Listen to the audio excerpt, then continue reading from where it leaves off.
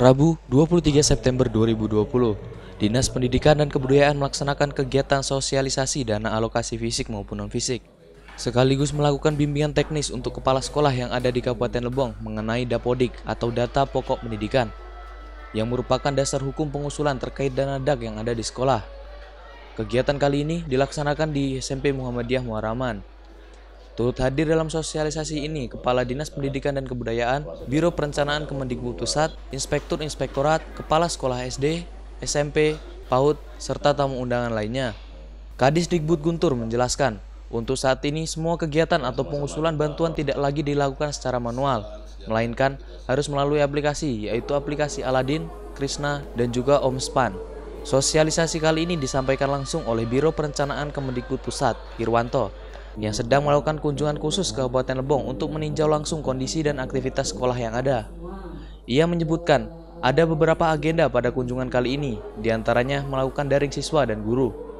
Selanjutnya mengenai proses bantuan voucher untuk guru dan siswa. Dan harapan kami di Kemendikbud, pendidikan Lebong itu bisa lebih maju, bisa bersetara, berkompetisi dengan kabupaten-kabupaten yang maju. Jadi Lebong ini tidak tertinggal. Nah ini masukan dari teman-teman juga yang meliput juga, sehingga di pemerintahan ini kita kerja saling membahu, saling ini ya, mungkin satu tujuannya kita memajukan pendidikan di Lebong. Yang mengenai tadi itu aplikasi itu kan gini, yang bahaya itu perlu biaya. Sedangkan sementara ini anggaran biaya itu sudah lari ke Kokpin.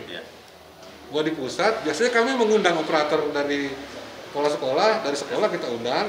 Tapi karena anggaran kami juga dipotong, anggaran pemerintah juga tidak ada, di Kadis juga dipotong, semua dipotong, ya sementara kita ditunda dulu ya, begini sementara bisanya kami gitu. Ya, untuk ini sendiri Pak, apakah khusus datang ke Lebong atau ke seluruh kabupaten yang lain? Hanya satu. Hanya ke Kabupaten Lebong. Berdasarkan hasil tinjauan sendiri yang ada di Kabupaten Lebong seperti apa tuh? Mengiri saya Pak, Mbak. Ya ternyata dengan Dapodik itu bagus-bagus, ternyata kita lihat hancur sekolahnya. Nah ini makanya kita Pak Kadis memfasilitasi untuk mereka hadir. Jadi memperbaiki data sehingga nanti ya kalau rusak bilang rusak. Karena mereka juga kurang, katanya SDM-nya juga kurang, operatornya mungkin ada yang ini ya Bu ya. Jadi perlu pembinaan dari kami semua ini gitu. Sementara gitu ya. Saya ambilkan kesempatan untuk ada teman kita yang dari Direktorat Perencanaan dari Kemendikbudpusat, ya kita membahaskan waktu ini supaya dapat bertemu dengan kepala sekolah, bisa memberikan saran, ya memberikan ilmu kepada kepala sekolahnya bagaimana menata sekolah-sekolahnya akan lebih baik ke depan. Nah, itu sudah saja.